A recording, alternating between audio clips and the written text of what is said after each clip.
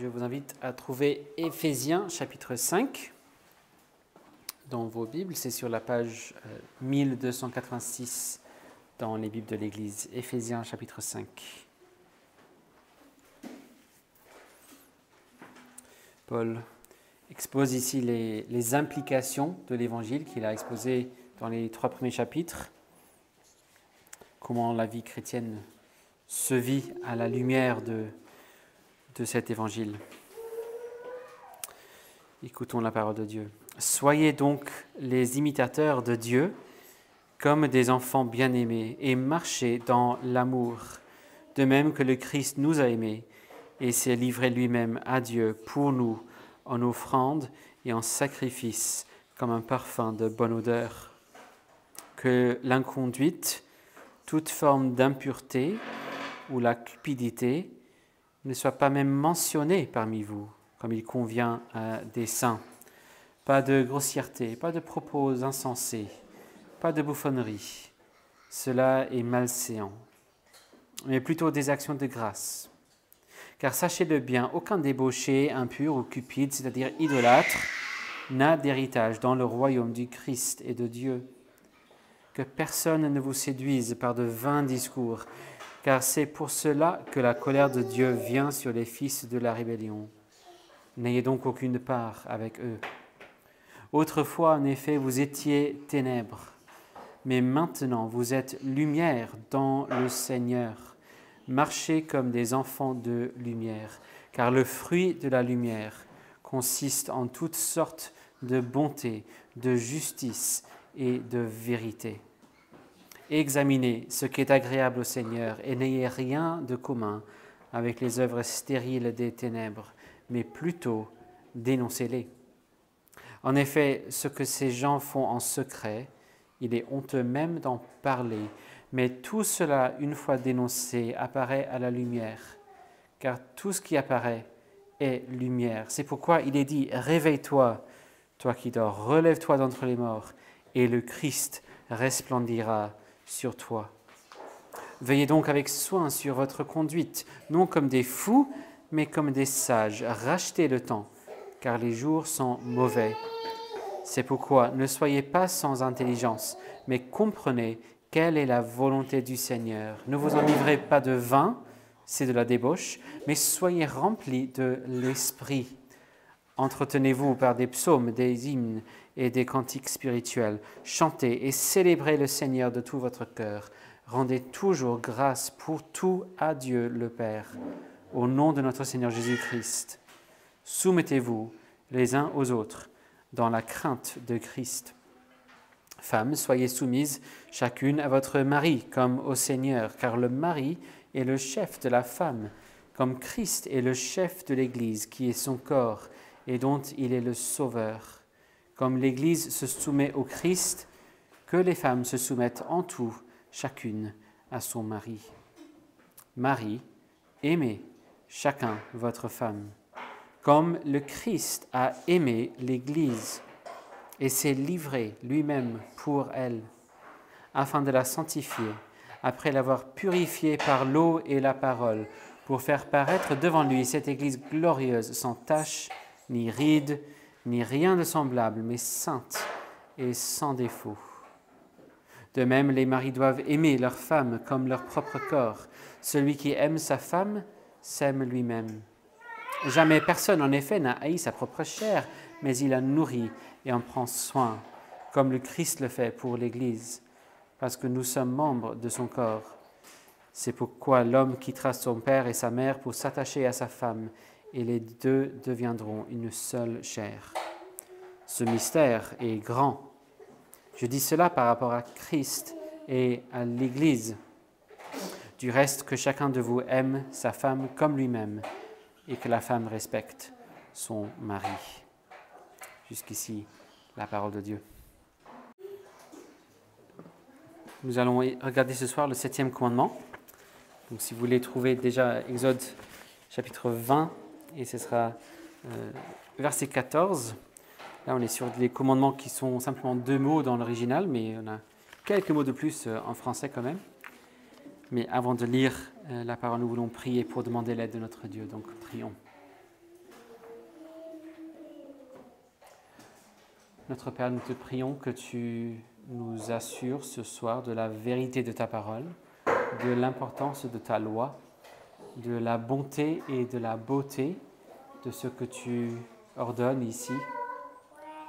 Nous te prions que tu nous convaincs de péché, que tu nous donnes de nous repentir et de trouver miséricorde et grâce et compassion en Jésus-Christ, et que tu nous sanctifies par la vérité, ta parole est la vérité. Et ainsi nous te prions que tu nous enseignes ce que nous ne savons pas, que tu nous donnes ce que nous n'avons pas, et que tu fasses de nous ce que nous ne sommes pas. Au nom puissant de notre Seigneur Jésus-Christ. Amen.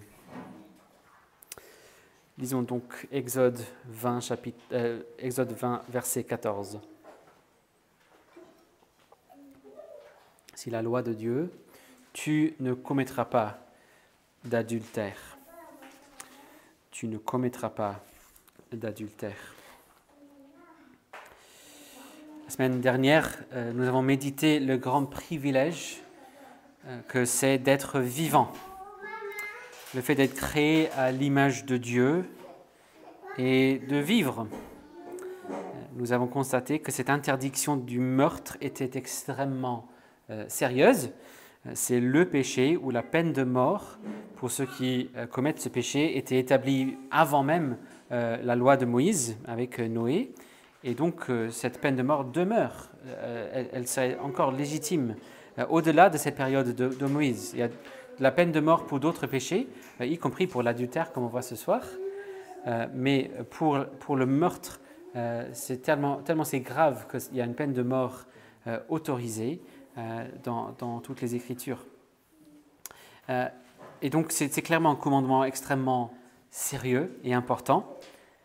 Mais le prochain commandement, après celui qui protège la vie humaine, le prochain commandement, on pourrait dire même peut-être la prochaine priorité, c'est le commandement qui protège le mariage et qui encadre la sexualité très clairement dans le cadre du mariage, en interdisant toute activité sexuelle en dehors de ce cadre.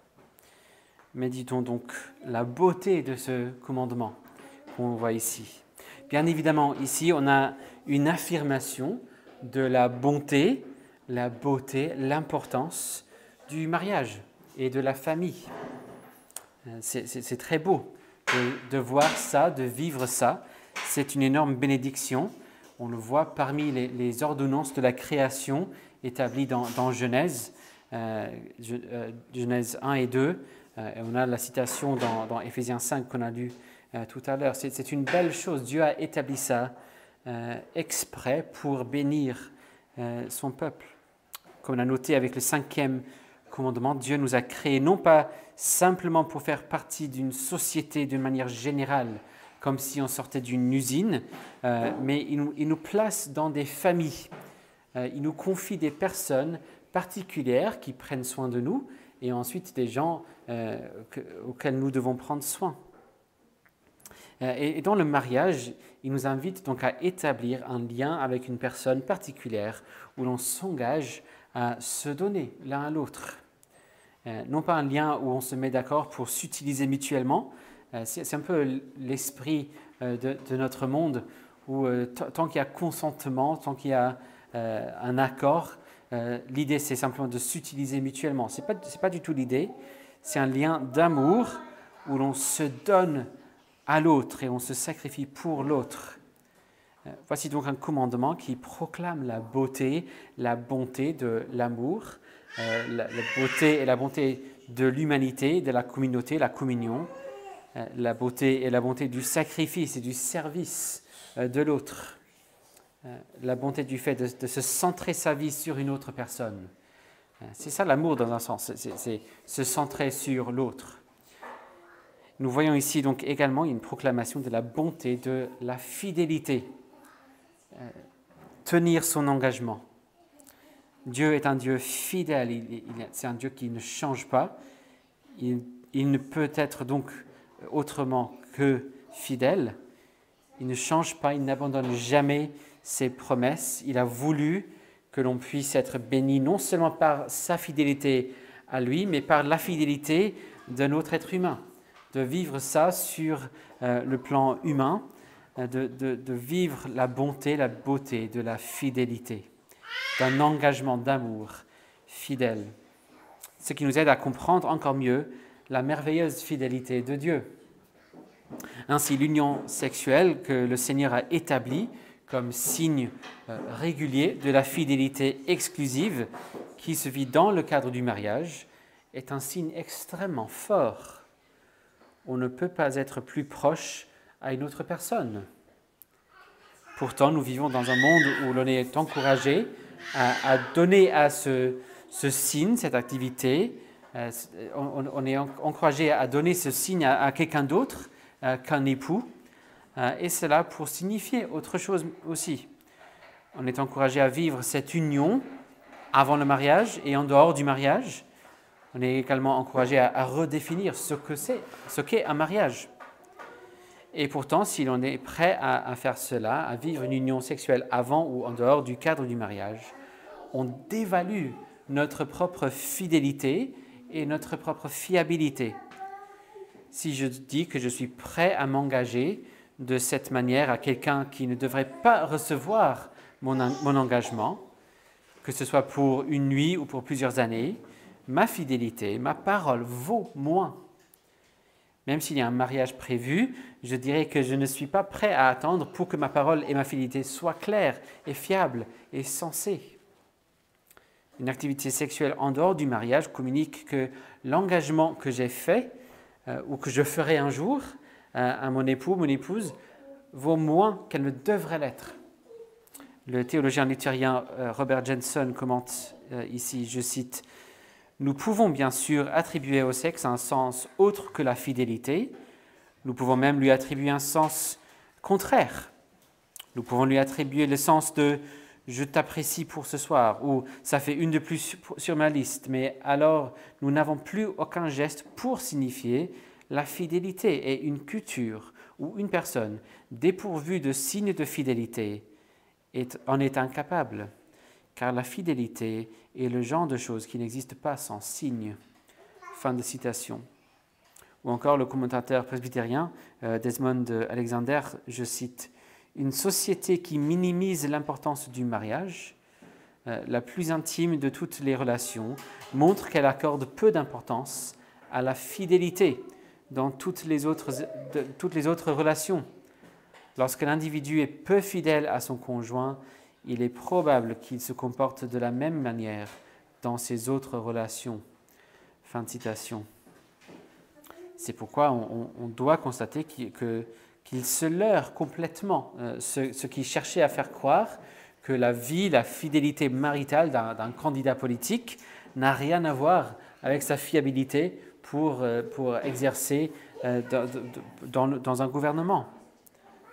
Il y a un lien. Quelqu'un qui n'est pas fiable dans le mariage n'est pas fiable. Mais nous avons ici, principalement dans le cadre d'un mariage fidèle et chaste, ou dans le cadre, dans une autre possibilité, dans le cadre d'un célibat fidèle et pur, on a ici le moyen d'établir et fortifier la fidélité et la fiabilité d'un homme et d'une femme. Et face à nos manquements, parce que nous connaissons tous une sorte ou une autre d'un manquement ici, on peut trouver que la chasteté et la fidélité nous permettent de renouveler, de réparer même la fiabilité par la grâce de Dieu et la puissance de l'Esprit. On peut remercier notre Dieu d'amour qui est toujours fidèle, qui pardonne notre infidélité, nos manquements, notre péché en Jésus-Christ, celui qui est l'époux fidèle par excellence, qui a aimé son épouse, l'Église, et qui s'est livré pour elle, qu'on a vu dans Éphésiens 5. Celui qui nous montre la voie de l'amour et de la fidélité. Comme j'ai cité dans la prière tout à l'heure, il y a une merveilleuse phrase dans les œuvres de Aldous Voss quand il commente sur Jérémie qui dit « Je t'ai aimé d'un amour éternel ». Voss, il dit « Voici la preuve que Dieu ne cessera jamais de nous aimer ». C'est simplement le fait qu'il n'a jamais commencé à nous aimer. Son amour est éternel. Son amour n'aura pas de fin parce qu'elle n'a non plus un commencement. C'est le Dieu fidèle qui ne change pas. Et nous pourrons toujours compter sur lui. Prions. Merci notre Père pour ta fidélité. Nous ne sommes même pas capables de comprendre, de saisir à quel point tu es 100% fidèle, immuable dans ton amour envers nous. Et nous te remercions pour cette grâce que tu nous fais. Nous te prions que tu nous donnes de grandir en fidélité et en fiabilité. Donne-nous d'être des époux et des épouses fidèles. Donne-nous d'aimer nos familles. Donne-nous ainsi de te glorifier dans nos mariages. Merci d'avoir établi ces mariages et donne-nous d'être un encouragement pour d'autres frères et sœurs qui soient mariés ou célibataires. Donne-nous d'être des modèles de fidélité et de fiabilité, de stabilité, et ainsi de montrer ta beauté par notre façon de vivre le mariage. Glorifie ton nom donc dans notre Église par nous et glorifie ton nom dans cette ville par notre Église. Au nom de Jésus-Christ. Amen.